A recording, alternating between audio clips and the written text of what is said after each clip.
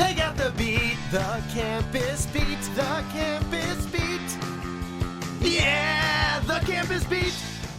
Top of the morning, Dan and Amy. We got all kinds of things going on campus, including, by the way, the question about whether or not Felicity Huffman should get jail time. But this some good news. I like to try to provide good news where we can with respect to the campuses, both at the collegiate level and K through 12. When students in Kentucky return to class in a few weeks, they will find the national motto, "In God We Trust," prominently displayed on the school grounds. Bill signed into law by Republican Governor Matt Bevin in March lists potential spots for the motto to be placed, including school entryways, cafeterias, or common areas where students are likely to see the words. So, "In God We Trust" is going to be in every school in Kentucky, and I'll contrast that with what's happening in San Francisco, where they're spending, like something on the order of $800,000. to remove a mural of George Washington, even though the school's named after him. It's, right.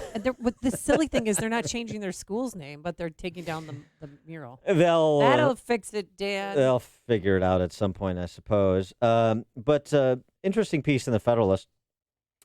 Adults need to help students stay away from colleges they can't afford. Helen Raleigh is the author. She's a senior contributor to the Federalist, owner of Red Meadow Advisors, LLC, financial guru, and an immigration policy fellow at the Centennial Institute in Colorado. She joins us now. Helen, thanks so much for joining us. Appreciate it. Thank you for having me. So this is a fun piece that you write that provides some dollars and cents in the homonym sense, SCENTS and SENSE, with respect to college financing. And you tell the story of your niece and the decision that she had to make in terms of her college choice to illuminate your point. So tell us that story of your niece and the advice and counsel you provided her and why. Sure. So my niece is a high school senior, and like many high school seniors this spring, she faced the choices of where to go to college, and she narrowed down her admission to two schools.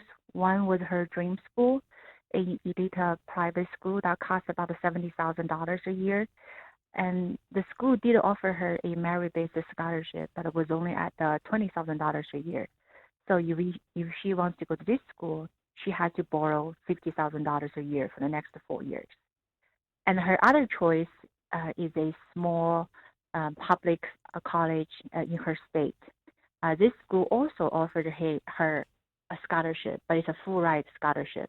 So it will cover room and board, tuition, everything, and she'll also have a chance to do a work-study program. So in 4 years, she can graduate from this school for free. But this is not her dream school. It's not even her top choices.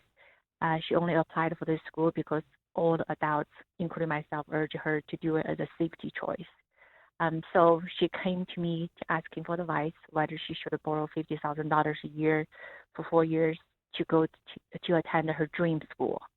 And as the financial guru of the family, I ran some numbers for her, basically showed her that had she done that, she would spend basically the rest of her life trying to pay this loan off, and it's not worth it. Well, what would the interest my be, advice. too? Yeah, you got to factor in the interest. Well, the numbers from the column, I mean, this is worth noting because people don't think about it. $200,000 in debt, as you mentioned. Federal student loan interest rate 4.8%.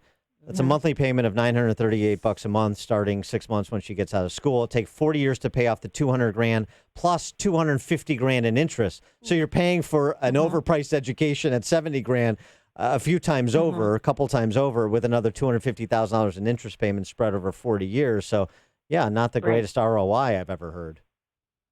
No, not at all. And plus, as I mentioned in the piece, that even that scenario sounds gloomy. It's actually based on rosy, assumptions, right? Because if you think about a college grad nowadays, on average, if you're a STEM major, you're probably going to make $50,000 a year. So imagine somebody making that kind of money, try to make $1,000 student loan payment. That's just not realistic. There's no room for to cover any basic living expenses. You would have to live at home or with a family member.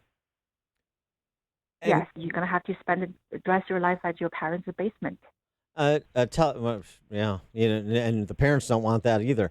And so, tell us what your story though too is. You came to this country to pursue a master's degree, and how you went through school as another example.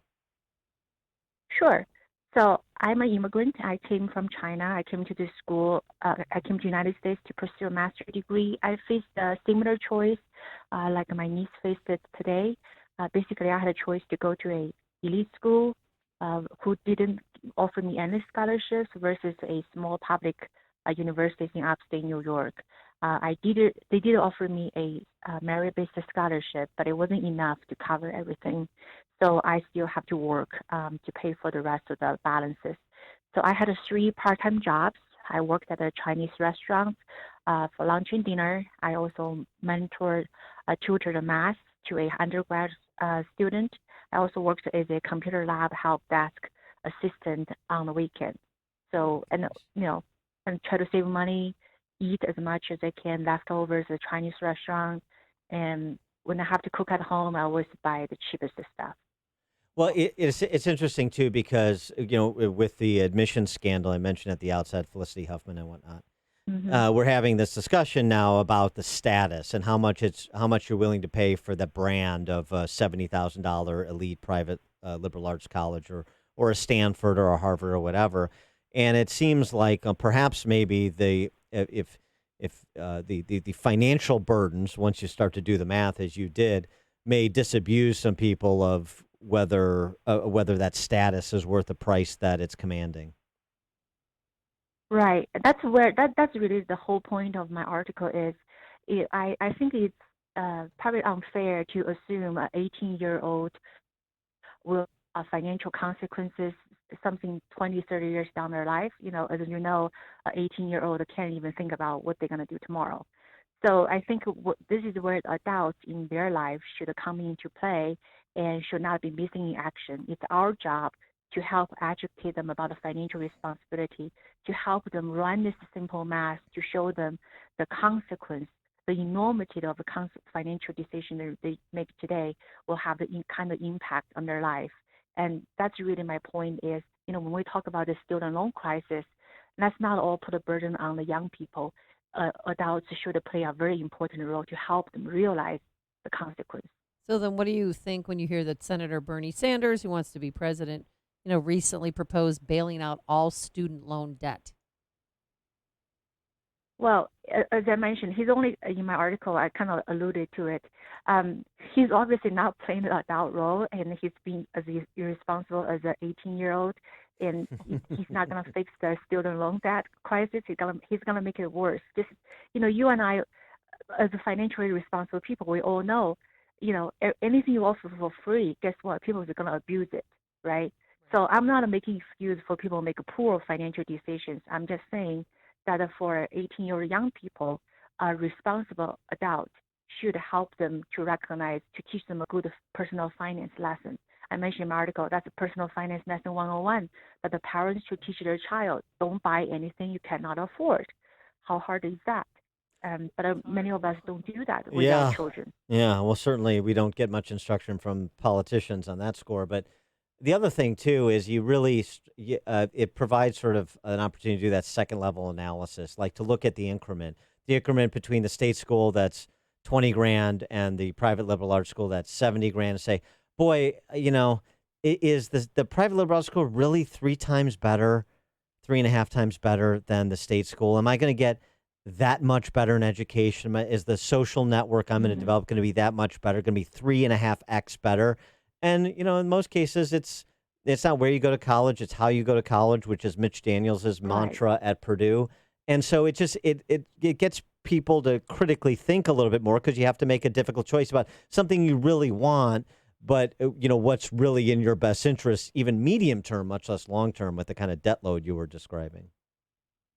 Right. And I think if more of us can make decisions like that, to think about it's not doesn't matter where you go to school, but how much you can learn and how you learn.